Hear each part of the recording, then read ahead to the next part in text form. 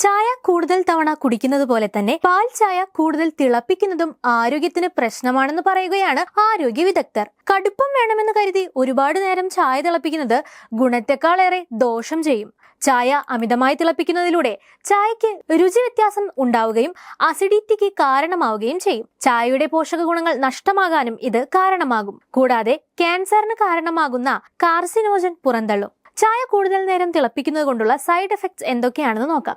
പാലിലെ vitamin B12, C എന്നീ പോഷകങ്ങളെ നശിപ്പിക്കും. കൂടുതൽ തിളപ്പിക്കുന്നതിലൂടെ ചായക്ക് പുകച്ചുവ ഉണ്ടാകും.